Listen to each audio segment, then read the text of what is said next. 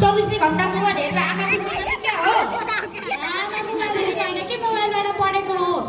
कस्तो पढाइरहेछ मोबाइलबाट पढ्ने? हाम्रो बेलामा त किताबबाट पढिन्थ्यो। त्यो पहिला पहिलाको नानी नसुनाउनुहोस् न, जमाना कहाँबाट कहाँ पुगिसक्यो। ओइ सीता हिँड, स्कुल जाऊ, ढिला भइसक्यो। ए आयो, लुगाइ म झोला लिएर आउँछु। ल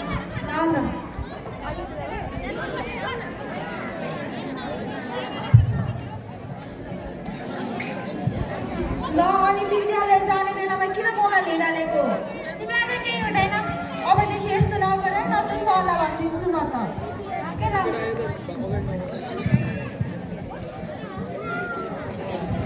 ल बादल पनि यही बाटो आछ, आजको त दिनै खराब हुनु। त्यसो नभन न, भन्छु बादल जस्तो। हाय सीता, जाऊ हिँड। ल कता हिँडेको? विद्यालय त उता छ त। हामी विद्यालय होइन, मन्दिर जान लागेको। के भनेको? म त बुझिनँ। हामी मन्दिर गएर बिहे गर्ने हो, बुझ्यौ? पागल भयो कि के हो तिमीहरू? झन् परीक्षा नजिक आइसक्यो, के भनेको यस्तो? पुरुका विद्यालय हिँड, म त सरलाई भनिदिन्छु म त। छोड्दै मेरो साथी र जाने, मेरो साथीलाई फसाउनु खोजेको? कसरी पिटी बाँधनीले।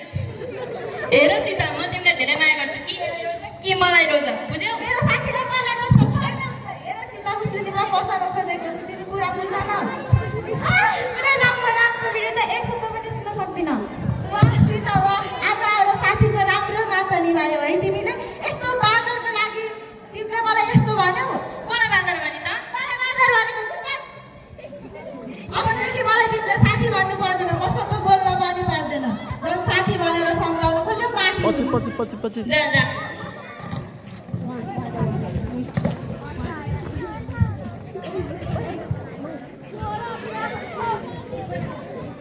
सीताको साथी बेलुका स्कुल फर्किने बेलामा, हे भगवान्, मैले उसलाई एक्लै छोडेर गल्ती त गरिनँ नि। ऊ फर्कियो कि नफर्कियो, एकपटक उसको घर गएर हेर्छु। आयो भए ठिकै छ, म त उसको आमालाई सबै भनिदिन्छु। सीता, ए सीता। सीतालाई किन बोलाएको? सीता त तिमीसँग आउनुपर्ने होइन र?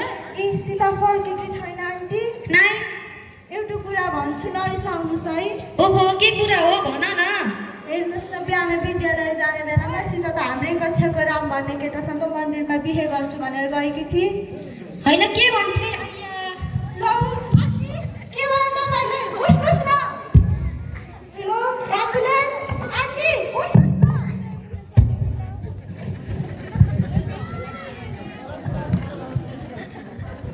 आमा, ए आमा, छिटो बाहिर आउनुहोस् त।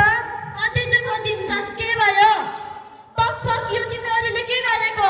मैले उसँग बिहे गरेको, ऊ अब तपाईँको बुहारी हो। चुप बोल्छस्? मैले तँलाई कति गरेर हुर्काएँ, पढाएँ। आज यही देख्नलाई मेरो नाक काटिस्। यो बिहे मलाई कदापि पनि स्वीकार छैन। यहाँ नगराउनुहोस् तपाईँ, जाऊ भित्र। भोलिपल्ट, आमा म काम खोज्न जान्छु, बेलुकी फर्किन्छु। काम खोज्न अरे? जन्मेबाट खानु र सुत्नु बाहेक अरू केही काम गरेको छैन। पढ्न त पढेनस्, अहिले आएर मेरो नाक पनि काटिस्। मैले नि हेर्छु के काम गरेर खाँदो रहेछस्। यहाँ हिँड्ने बेला गराएर साहित्य बिगारिदिनु भयो।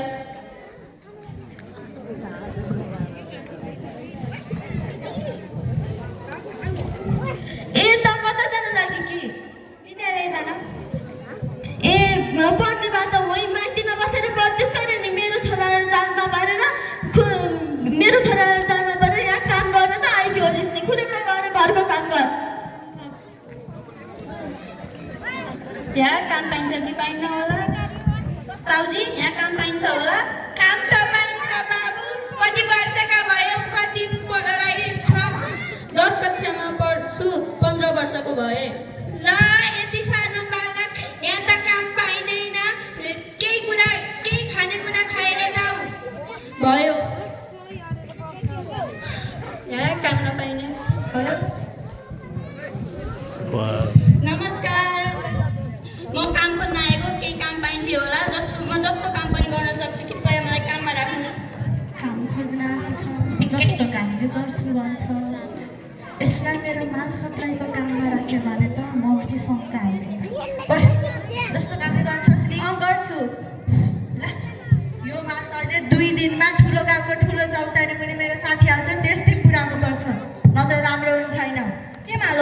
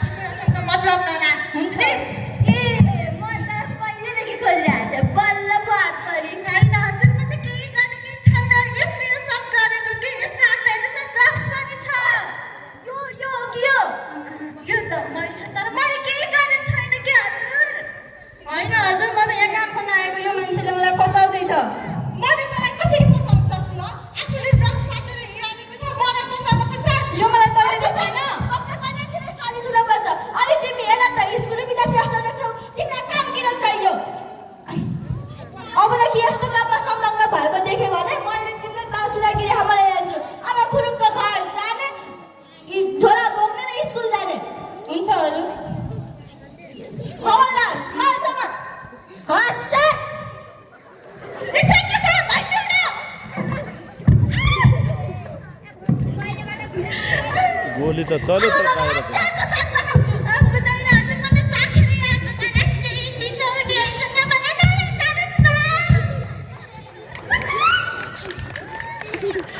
पर्ने बेला आमा म आएँ काम पाइ हिँड्ने बेला कराएपछि के को काम पाइन्थ्यो र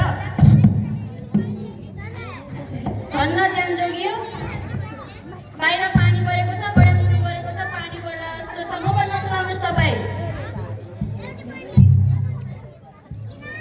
पछाडि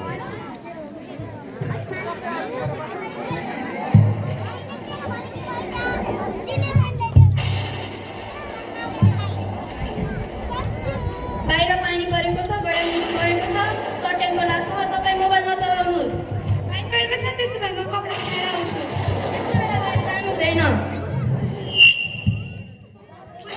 त्यही त हो कपडा खाएर आइहाल्छु नि कपडा त फेरि पनि सुक्छ तर यस्तो बेला बाहिर जानले ज्यान जोखिममा पर्न सक्छ तिमीले सुनेकी छैनौ चट्याङले कति मान्छेको ज्यान लिएको छ हुन्छ नि त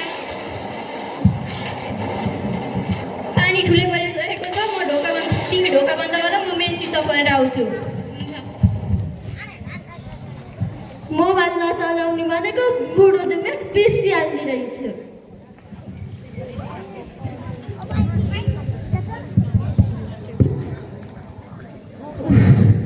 सीताको आमालाई कस्तो भयो होला एकपटक भेटेर आउनु पर्यो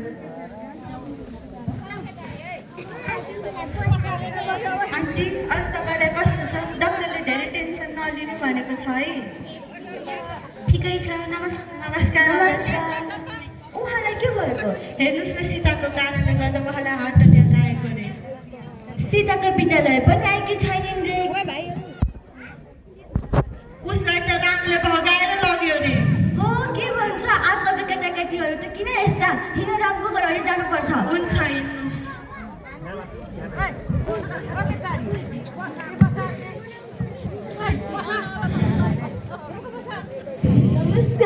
नमस्कार राम र सीतालाई बोलाउनुहोस् त राम सीतालाई लिएर आइज त उता गएर हेर उता नाम पनि क्या जुरेका यता आऊ बाबु नानी के हुँदैन आऊ के हुँदैन आऊ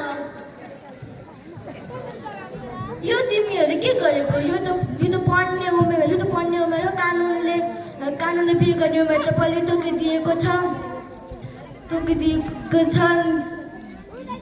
अनि 20 वर्ष पुगेपछि तिमीले बिहा गरेपछि तिमीहरूलाई कसैले छेक्दैन अब तिमी पढ ठुलो मान्छे बन बुझ्यौ अबदेखि भोलिदेखि तिमी विद्यालय आउँछौ नि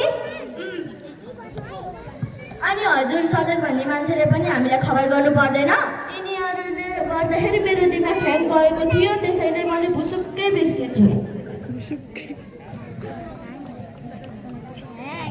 मलाई माफ गरिदिनुहोस् आमा चिन्ता नगर छोरी म आइसकेँ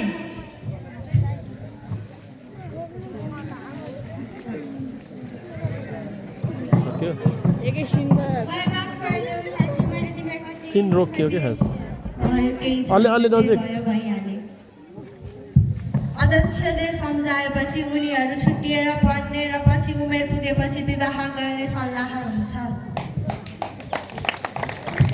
10 वर्षको अन्तराल पश्चात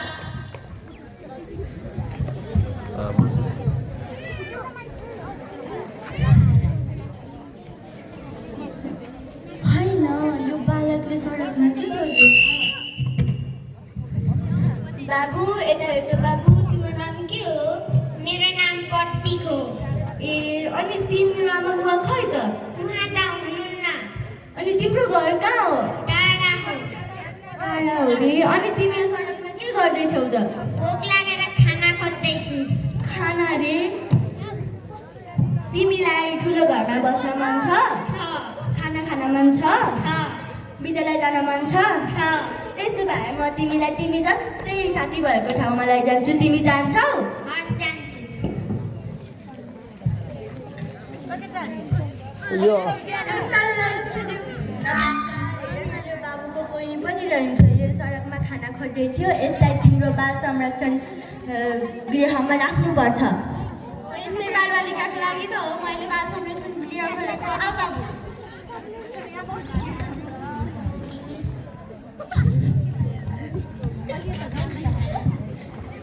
भोलिपल्ट ए बालानी के गर्न लागेकी देख्दैनस् काम गर्न लागि तेरो साथीको सम्मान कार्यक्रममा जादिनेस् जान्छु नि तैँले भन्नै पर्दैन हिँड त नि जान्छु म हिँड अलि पर पर यहाँ मसित टाढा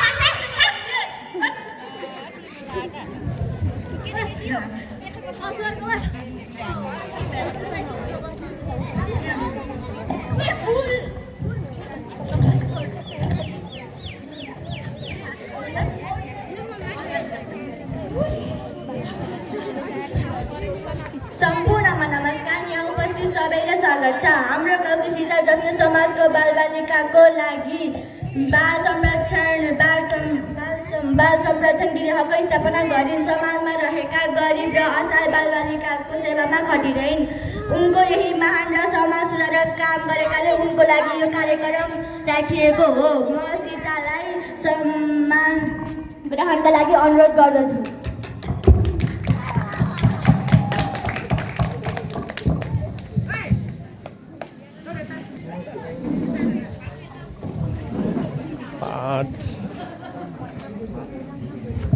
म सीतालाई आफ्नो भनाइको लागि अनुरोध गर्दछु। धन्यवाद होला रक्षीज्यू। सम्पूर्णमा नमस्कार।